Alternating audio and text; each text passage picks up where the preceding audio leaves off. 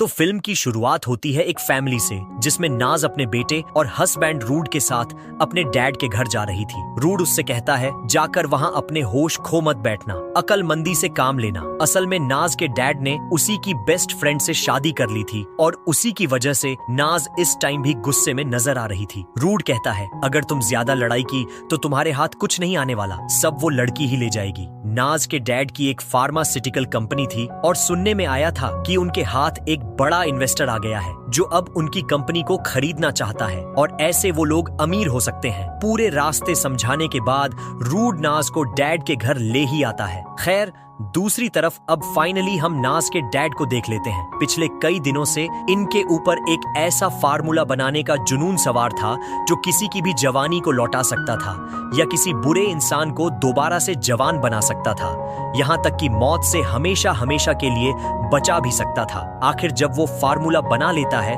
तो उसे सबसे पहले अपने ही ऊपर टेस्ट करता है। एक ही घूंट में वो पूरी सिरम की बोतल पी गया था। बस उसके बाद तो चंद मिनट ही लगे और ओल्ड मैन के ऊपर एक जादू सा होने लगा। मुंह की झुर्रियां गायब हो गई, उसके मसल्स स्ट्रॉन्ग होने लगे, पूरी बॉडी की स्किन टाइट हो गई और दिखने में वो बिल्कुल जवान हो गया। इस टाइम वो अपनी उम्र से कम 20 साल छोटा लग रहा था। वो जब वॉशरूम में जाकर अपने आप को देखता है तो खुद वो एकदम शॉक रह जाता है। इस मेडिसिन के इतने अच्छे रिजल्ट्स मिल जाएंगे ये तो उसने खुद भी एक्सपेक्ट नहीं किया था। वो अपनी जवानी को एंजॉय कर रहा था, लेकिन इस बात से वो बेखबर था कि जितनी ही तेजी से इस दवाई ने उसके ऊपर असर किया था, उतनी ही तेजी से वो उसकी बॉडी के अंदर साइड इफेक्ट बुला रहा था, जिसे हम उसकी कमर के ऊपर देख सकते हैं। एलर्जी के तौर वो अब जल्दी से अपनी वाइफ करीना के पास जाता है। वो भी उसे एकदम से जवान देखकर शॉक रह जाती है। वो न सिर्फ जवान हुआ था बल्कि उसके अंदर जवानों वाली एक्साइटमेंट भी आ गई थी। काफी देर तक जब उसकी वाइफ ऐसे ही शॉक रहती है कि ये सब हुआ कैसे, तो वो ओल्ड मैन उसे अपने फॉर्मूला के बारे में बताता है।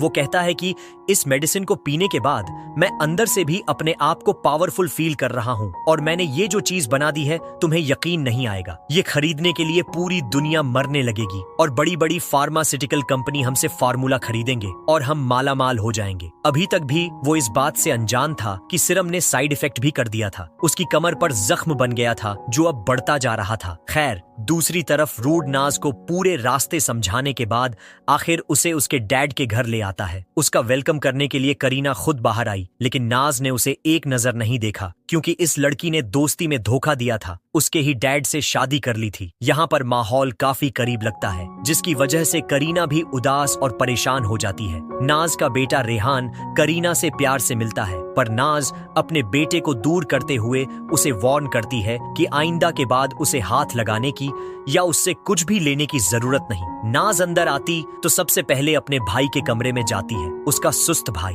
बस पूरा दिन अपने कमरे में बैठा गेम से खेलता रहता था। उसे तो इस चीज की भी परवाह नहीं थी कि उसके डैड ने दूसरी शादी कर ली थी। ये सब लोग जाकर ड्राइंग रूम में बैठ जाते हैं और जैसे ही नाज के डैड ड्राइंग रूम के अंदर एंटर करते हैं, उन्हें देखकर सबका मुंह शौक से खुला का खुला रह जाता है। सब उन्हें पहचान तो रहे थे, लेकिन ये बात अभी उनकी भी समझ से बाहर थी कि एक ही रात में डैड जवान कैसे हो गए। किसी को भी एक्सप्लेन नहीं करते कि उनके साथ क्या हुआ है, लेकिन वो एक और बॉम्ब उनके ऊपर ये ब्लास्ट करते हैं कि अब उन्होंने अपने इस फैमिली बिजनेस को बेचने का इरादा छोड़ दिया है। वो अब अपनी कंपनी नहीं बेच रहे। सारे उसके फैसले से नाखुश थे। सभी को एकदम से अमीर जो बनना था। नाज का भाई तो रूम ही छोड़ डीएच कर चला जाता है और डैड बाकी सब लोगों को बताते हैं, देखो मेरा फैसला बुरा नहीं है, अभी तो हमारी कंपनी लॉस में जा रही है, लेकिन मैंने जो बनाया है उसकी वजह से ये कंपनी दुनिया की सबसे प्रॉफिटेबल कंपनी बन जाएगी। वो सभी लोगों को अपना बनाया सिरम ऑफ इमोर्टिलिटी दिखाते हैं, जो किसी को जवान भी कर सकता है तो किसी को मौत से भी दूर रख सकता है। रूम में बैठे हुए सभी लोग खामोश हो जाते हैं और करीना अपने हस्बैंड से कहती है कि आपने मुझसे वादा किया था कि आप रिटायरमेंट ले लेंगे और हम एक सुकून वाली जिंदगी गुजारेंगे। तो वो करीना को जवाब देते हैं, अरे मैं तो जवान हो गया हूँ, अब हम काम भी करेंगे, पैसे भी कमाएंगे और हम लाइफ में एंजॉय करेंगे, टेंशन मत लो तुम। करीना ने ये बात की ही थी कि नाज का सारा गुस्सा टूट जाता है। वो उस पर फट पड़ती है कि तुमने हमारी लाइफ बर्बाद कर दी और क्या चाहती हो तुम। इन लोगों की बहस बढ़ती चली जाती है और इन सब के दौरान वो लोग ये बात नोटिस ही नहीं करते कि डैड को कुछ हो रहा था। उनके पूरे मुंह पर इस तरह से पसीने आ रहे थे जैसे उनके ऊपर किसी ने पानी गिरा दिया हो। एकदम से उनके बॉडी के अंदर बहुत तेज दर्द होने लगता है। उनके गर्दन और कमर पर मौजूद जख्मों को हम बड़े बड़े सुराख आंखों में चेंज होता हुआ देखते हैं। एकदम से उनकी बॉडी भी अजीबोगरीब तरह से मुड़ने लग जाती है और उन्हें खून की उल्टियां होने लगती हैं। आंखें भी उनकी बदल गई थीं और ऐसे उनके हाथों में ही वो मर जाते हैं। नाज और करीना बुरी तरह घबराते हुए रूड से कहती हैं कि जल्दी से एम्बुलेंस बुलाओ, पर एम्बुलेंस बुलाने का फायदा तो नहीं था, वो अब मर चुके थे। सभी लोग उदासी में डूब गए, लेकिन डैड तो दोबारा से जिंदा होकर खड़े हो गए। लेकिन अब वो इंसान नहीं रहे, वो बन चुके थे एक भयानक ज़ोंबी। उनकी आंखें बिल्कुल काली पड्डी चुकी थीं और अब वो नॉर्मल इंसान की तरह बिल्कुल भी नहीं करते। सभी लोग कंफ्यूज थे कि आखिर डैड को हो क्या गया। शोर की आवाज सुनकर उनका सर्वेंट भी यहाँ पर आ जाता है और एकदम उसकी गर्दन पर हमला करते हुए दांतों से उसकी गर्दन का मांस उखाड़ लेते हैं और ये सर्वेंट मर जाता है। जिसके बाद अब डैड ने हमला किया था उसी इन्वेस्टर पर जो उनसे बिजनेस डील करने के लिए अभी अभी यहाँ आए थे। वो आदमी अपने आप को हमले से तो बचा लेता है, लेकिन डैड के मुंह का सारा खून इस आदमी के ऊपर गिर जाता है। अब जाहिर सी बात है, सबको ये बात पता है कि ज़ोंबी दूसरे इंसानों को अपने ब्लड के जरिए इन्फेक्टेड करते हैं, तो इस आदमी का भी ज़ोंबी में कन्वर्ट होना कंफर्म हो गया था। बैंक जो अपने हाथ में बो एंड एरो खेलता हुआ यहाँ आया था, अब उसके डैड उसके ऊपर भी हमला कर देते हैं और अपने आप को बचाने के चक्कर में उसका ये बो एंड एरो चल जाता है और डैड के चेहरे से होते हुए दिमाग को चीर कर बाहर निकाल आता है और दिमाग के डैमेज होने की वजह से यहाँ ज़ॉम्बी बने डैड मर जाते हैं। अभी बस उनकी जान एक ज़ॉम्बी से बची थी, बाकी सारा खतरा इनके ऊपर ऐसे ही मंडरा रहा था। वो इन्वेस्टर जो डील करने के लिए आया था वो जाकर अपनी गाड़ी में बैठ जाता है, जबकि रूड उन्हें जाने से रोकता भी है। दूसरी तरफ बैंक को ये रिग्रेट होने लग गया था कि उसने अपने ही डैड को मार दिया। इसी पछतावे में वो यहाँ से भागकर कार में बैठ जाता है और नाज उसे संभालने के लिए आती है। अंदर दिखाया जाता है वो सर्वेंट जो मरा था वो भी अब ज़ोंबी बनकर जिंदा हो गया था। घर में तीनों लोग उसे देखकर डर जाते हैं और ये ज़ोंबी बना सर्वेंट एक दूसरी सर्वेंट पर हमला कर देता है। पहले उसके बाजू पर काटता है और फिर उसकी गर्दन पर काटते हुए उसे भी मारते हुए ज़ोंबी बना देता है। सीन कट होकर हमें दोबारा नाज और बैंक को दिखाया जाता है। नाज जब बैंक को हौसला दे रही थी तभी अपने पीछे ऐसी उन्हें अजीब आवाजें सुनाई दी। हमें देखने को मिला कि एक लड़की जो कि ज़ॉम्बी बन चुकी थी वो दूसरी लड़की के ऊपर हमला कर रही थी। नाज जल्दी से उतरकर उसे देखने के लिए खड़ी हो जाती है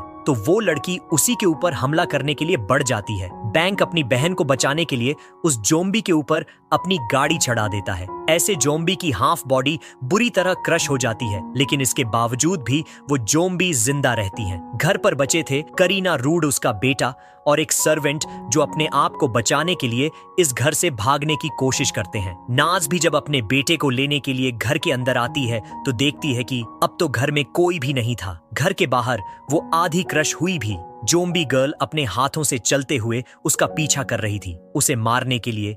इधर अब हमें उस इन्वेस्टर को दिखाया जाता है जो पूरी तरह से ज़ॉम्बी में बदल गया था। ज़ॉम्बी बने इस आदमी को गाड़ी भी चलानी नहीं आती और वो गाड़ी को एक शादी के इवेंट के अंदर क्रैश कर देता है और फिर गाड़ी से निकलकर यहाँ मौजूद लोगों पर हमला करके अपनी भूख मिटाने लगता है। उसके हमला करने की वजह से एक एक करके कई लोग यहाँ पर ज़ॉम्बी बन गए थे और क्योंकि इन ज़ॉम्बीज़ ने भी अपनी भूख मिटानी थी तो समझ लो कि शादी में आए हुए सभी लोग जल्द ही ज़ॉम्बी बन जाते बाकी ज़ॉम्बीज़ के हमला करने पर। और बिल्कुल ऐसा ही होता है। थोड़ी देर बाद दिखाया जाता है कि वो शादी में आए हुए सभी के सभी लोग ज़ॉम्बी बन जाते हैं और बुरी तरह एक दूसरे से ही हमले में लगे होते हैं। इधर करीना वाला पूरा ग्रुप जो भाग रहा था अपने आप को बचाने के लिए वो गाड़ी तक पहुंचते ही है कि ज़ॉम्बी बना सर्वेंट दोबारा उनके पीछे आ जाता है। करीना नाज के बेटे को बचाने के लिए उसे पीछे कर देती है और खुद आगे हो जाती है, पर अपने आप को भी तो वो ज़ॉम्बी के हवाले नहीं कर सकती थी। वो कार के ही अंदर पड़ा हुआ एक टूल उठाते हुए ज़ॉम्बी के सर में मारती है, पर इससे भी ज़ॉम्बी को कुछ नहीं होता और थोड़ी देर बाद इनकी किस्मत जल जाती है जहां बारिश होने लगती है, जिसकी वजह से ये ज़ॉम्बी कमजोर हो जाते हैं और मौका पाकर ये लोग यहाँ से भाग जाते हैं। इसी सब के दौरान नाज भी रूड से कांटेक्ट करने में कामयाब हो गई थी। वो उनसे उनके बारे में पूछती है। वो सब कहते हैं कि हम ठीक हैं। अभी तो नाज उन सब से कहती है कि वो करीबी किसी भी सेफ हाउस में चले जाएं ताकि कुछ देर बाद नाज और बैंक भी उनके पास आ सके। नाज ने जैसा बताया था वो सब भागकर एक सेफ हाउस में तो पहुंच गए, पर देखने को मिला कि ये घर भी चारों तरफ से ज़ॉम्बीज़ से घिर चुका था। बड़ी मुश्किल से करीना, रूड और उसका बेटा अंदर आ जाते हैं, पर उनकी सर्वेंट ज़ॉम्बीज के हाथों मारी जाती है। नाज और बैंक भी उस घर की तरफ बढ़ रहे थे। कार की स्पीड भी इन्होंने तेज रखी हुई थी और ये लोग पहुंच जाते हैं उस बैंक्वेट के पास जहां पर वो शादी हो रही थी और जहां के पहले ही सारे लोग ज़ॉम्बी बन गए थे। सारे ज़ॉम्बी इनके गाड़ी की आवाज से अट्रैक्ट हो जाते हैं और इनके पास कोई दूसरा रास्ता नहीं रहता कि ये ज़ॉम्बीज को ही कुचल दे। दूसरी तरफ वो बच्चा नोटिस करता है कि बाकी ज़ॉम्बीज भी इनकी तरफ आ रहे थे। वो अपने डैड और करीना को भगाने के लिए करता है और ये लोग एक रूम में आ जाते हैं। इस दौरान दोबारा एक ज़ॉम्बी इनके पीछे आया भी था, पर रूड ने उसे धकेलते हुए इस रूम का दरवाजा बंद कर दिया था और अब वो अपना जख्मी हाथ देख रहा था। वो जान गया था कि वो भी जल्दी बाकी सब लोगों की तरह एक ज़ॉम्बी में बदल जाएगा। अपने ज़ॉम्बी बनने से पहले वो अपने बेटे को गले लगाता है और आखिरी बार कहकर जाता है। बस ये कहते ही उसकी बॉडी चेंज होने लगती है। आंखें भयानक हो जाती हैं, शरीर पर छेद होने लगते हैं और बॉडी उसकी जोर जोर से हिलने लग जाती है और वो भी पूरा ज़ॉम्बी बनकर अपने ही बेटे के ऊपर हमला कर देता है। करीना बच्चों को बचाने के लिए रूड को उठाकर यहाँ से दूर फेंकती है तो उसकी बॉडी रूम में लगे हुए एक रोड के अंदर स्टॉप हो जाती है। वो यहीं पर फंस जाता है। करीना मौका पाती है और दरवाजा बंद करके यहाँ से भाग जाती है। दूसरी तरफ नाज और बैंक जिस गाड़ी से सारे ज़ॉम्बीज को मार कर आ रहे थे, वो गाड़ी उनकी खराब हो चुकी थी, जिसकी वजह से इन्हें अब पैदल ही बाकी ज़ॉम्बी से बचकर भागना पड़ता है और ये लोग डिसाइड करते हैं पुलिस स्टेशन जाने का। पुलिस स्टेशन के अंदर कोई भी नाज और बैंक की बात यकीन करने को तैयार नहीं था, पर फिर भी इंस्पेक्टर कुछ ऑफिसर्स को बाहर की सिचुएशन चेक करने के लिए भेजते हैं। बाहर तो उनकी सोच से भी ज्यादा बुरी कंडीशन थी। अपने आप को बचाने के लिए ये ऑफिसर ज़ॉम्बीज के ऊपर शेलिंग भी करते हैं और ज़ॉम्बीज पर इनका कोई असर नहीं पड़ता और ज़ॉम्बी इन ऑफिसर्स पर भी हमला कर देते हैं। बहुत मुश्किल से एक ऑफिसर बचते बचाते पुलिस स्टेशन तक पहुंचता है, ये बात बताने के लिए कि नाज और बैंक की बताई रिपोर्ट सच है। वो ये भी बताता है कि बाकी सारे ज़ॉम्बी उनके पुलिस स्टेशन की तरफ ही बढ़ रहे थे। ये देखते हुए वे लोग अपनी सारी खिड़कियां दरवाजे बंद कर लेते हैं और उसके आगे फर्नीचर रखने लग जाते हैं ताकि कोई भी ज़ॉम्बी यहाँ तक न पहुंच पाए। अब वो आदमी जो बाहर से आया था, क्योंकि उसके ऊपर ज़ॉम्बी ने हमला किया हुआ था, कुछ ही देर में वो भी ज़ॉम्बी में बदल जाता है, पर यहाँ एक दूसरे ऑफिसर के ऊपर हमला कर देता है। ये लोग उससे बचने के लिए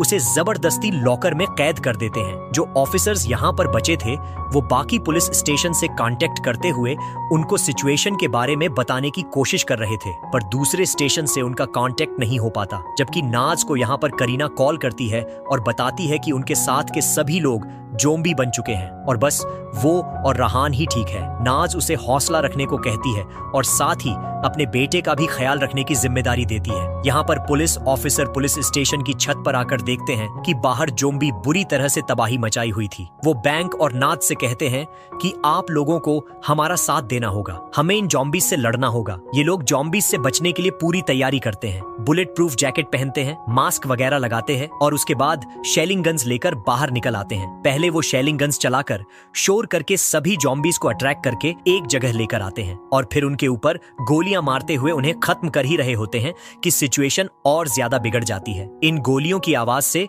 ज़ॉम्बीज का एक दूसरा ग्रुप यहाँ पर अट्रैक्ट हो जाता है। सिचुएशन उनके हाथ से निकल चुकी थी, किसी भी मिनट इनके ऊपर भी हमला हो सकता था, लेकिन किस्मत इनका साथ देती है और यहाँ पर बुरा तूफान आ जाता है। तूफानी बारिश की वजह से सभी ज़ॉम्बीज चलना फिरना और बोलना बंद कर देते हैं और इन लोगों को मौका मिल जाता है यहाँ से भागने का। दूसरी तरफ नाज का हस्बैंड, जिसे करीना ने उस स्टिक के अंदर स्टॉप कर दिया था, वो भी अपने आप को निकालने में कामयाब हो जाता है और ज़ॉम्बी की तरह चिल्लाते हुए इस घर के पास बहुत सारे ज़ॉम्बीज को इकट्ठा कर लेता है। इस घर के अंदर करीना, नाज का बेटा और इन्हें एक और लड़की भी मिली थी। तीनों की जान खतरे में पड़ जाती है। वो इस घर से निकलती है ये सोचते हुए कि ये लोग बच जाएंगे, पर बाहर तो और भी बहुत सारे ज़ॉम्बीज थे। किस्मत इनकी अच्छी थी कि इन्हें यहाँ पर एक बाइक मिल गया और ये तीनों बैठकर उस बाइक को चलाते हुए यहाँ से भाग गए। दूसरी तरफ करीना और बैंक भी अपने आप को बचाने के लिए एक ट्रक के अंदर बैठ गए थे।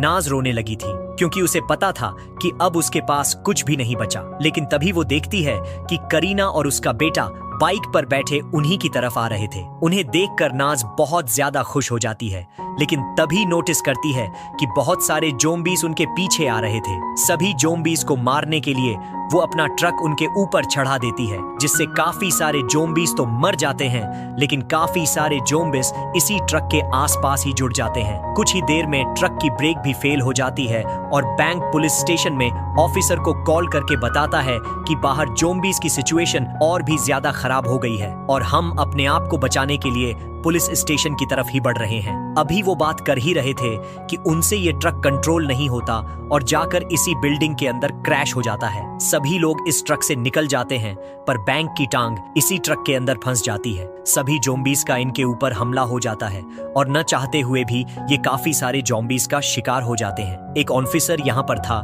जो अभी तक ज़ॉम्बी का शिकार नहीं हुआ था, लेकिन वो इस मुश्किल घड़ी में अपने आप को बचाने की बजाय नाज और करीना से कहता है आप लोग यहाँ से भाग जाएं। लेकिन नाज भी उनको छोड़कर जाने वाली नहीं थी। वो यहाँ ज़ॉम्बी से लड़ती है और इस सारी लड़ाई के अंदर उसका भी बाजू जख्मी हो जाता है, जिसका मतलब था कि वो भी जल्दी ज़ॉम्बी में बदल जाएगी। लेकिन अभी तक वो इस बात से अनजान थी। ऑफिसर इन सबको यहाँ से चले जाने को कहता है। वो जानता था कि ज़ॉम्बीज जलने से मर जाते हैं, इसीलिए इन तीनों को इस पुलिस स्टेशन से निकालकर वो अपनी जान की कुर्बानी देते हुए यहाँ पर एक धमाका कर लेता है। सभी ज़ॉम्बीज जो इसी पुलिस स्टेशन के आसपास थे वह सब के सब उसे धमाके में मारे जाते हैं और बच जाते हैं। सिर्फ नाज, करीना और नाज का बेटा। यहाँ आकर नाज नोटिस करती है कि उसका बाजू जख्मी था और वह भी जल्दी इन्फेक्टेड हो जाएगी। वो अपने बेटे को गले लगाती है और करीना से अपनी सारी नाराजगी दूर करते हुए उससे कहती है तुमने जो किया तुम्हें उसके लिए माफ किया, अब तुम मेरे बेटे का अच्छे से ख्याल रखना। इसके बाद वो अपने आप को भी गोली मार लेती है और यहाँ इसी सिम के एंड पर बहुत सारे जले हुए ज़ॉम्बीज को आस पास भटकते हुए दिखाया जाता है। खैर, इस सबको काफी वक्त गुजर जाता है। देखने को मिला करीना उस बच्चे का काफी अच्छे से ध्यान रख रही थी। इसी के साथ ये मूवी यहीं पर समाप्त होता है। आप लोगों को अगली वीडियो में कौन सी फिल्म का एक्सप्लेनेशन चाहिए कमेंट में बताओ और इसी के साथ आप लोग भी चैनल को सब्सक्राइब करके बेल आइकन दबाएं ताकि अगली बार जब भी कोई नई मूवी एक्सप्लेनेशन आए आप सबसे पहले देख पाए।